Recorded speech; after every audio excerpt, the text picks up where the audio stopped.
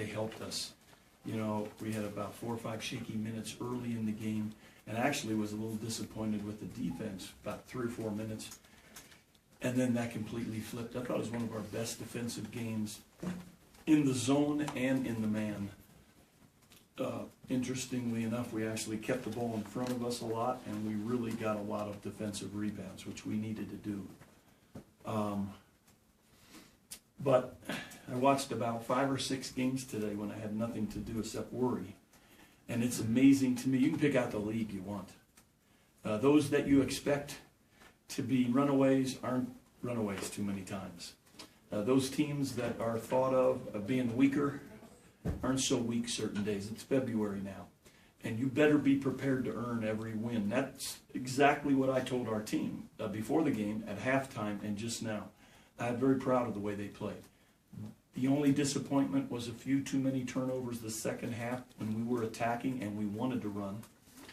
But some of them were unbelievably unselfish plays. And I said, you know, a lot of coach would drool if they had guys with 9-footers and they dropped it off to guys for dead layups. The ball bounced away 4 or 5 times. But I got to tell you, it's great to watch the level of unselfishness our guys have. And then last but not least, I say it all the time, the formula for this particular ball club to continue to be successful has been, can we make more free throws than our opponent attempts? We have all season. We have during conference play. We did again today.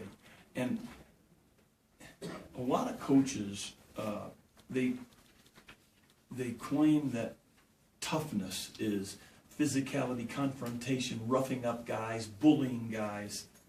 I'd like to think there's a level of toughness that our team has that might defeat that type of toughness, meaning intellect, mental toughness. Like, I like the fact that our guys know who to get the ball to when they need to get the ball to that person in the last 3 minutes.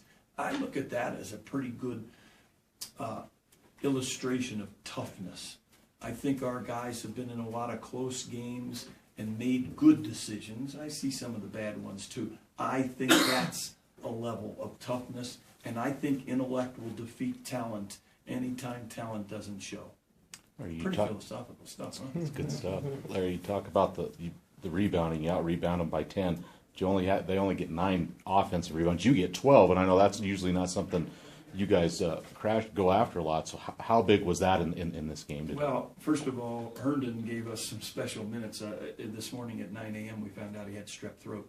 Thank God we got him to a doctor. We got some antibiotics in him, and they said by 4 o'clock he wouldn't be contagious. Let's hope they're right. But all of those guys contributed because there were some balls bouncing around. And so now you have to get, we call those 50-50 balls. It wasn't like clean rebounds. Balls that are bouncing around, they're up for grabs, and we got our share. I think that's really a tough team and a really good defensive rebounding team that we played.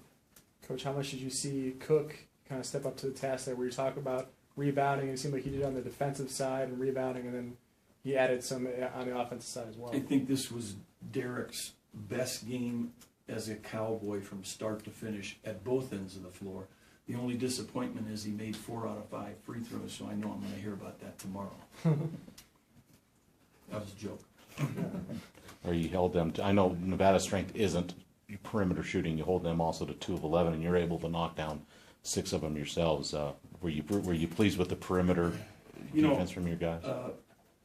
We were able to keep that cushion at 5 to 8 during the last 2.5 minutes, just enough that we had a choice to play man or zone.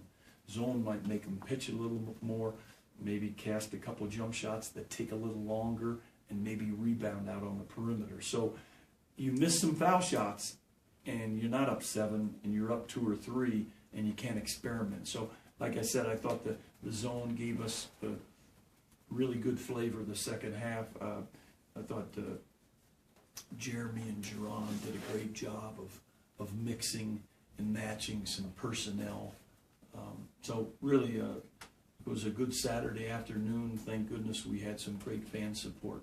Coach, when they narrowed the deficit to 3 midway through the second half there, what was important there for you guys to kind of close the door? Was it just holding on to the ball, or what else do you need to do to kind of hold them off there? Whenever we had a chance to get together, it was focus on your defense, put pressure on your defense. We talked about the two things that would win this game: defensive rebounding and staying in front. Let's stay in front and defensive rebound. We really did a good job.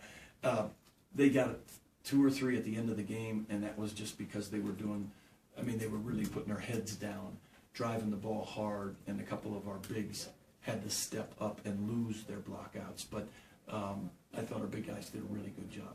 Really good job.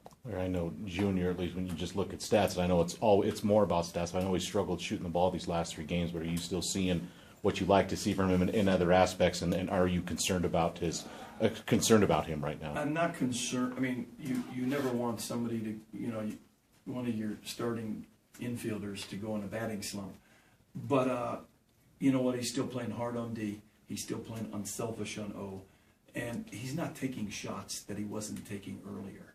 So if he was doing things differently, up and unders, off-balance fadeaways, I can understand that. But I trust these guys. And I'm not very happy when they make mistakes because I'm still seeking the perfect game. But I really like their karma. I like their level of intellect. Coach.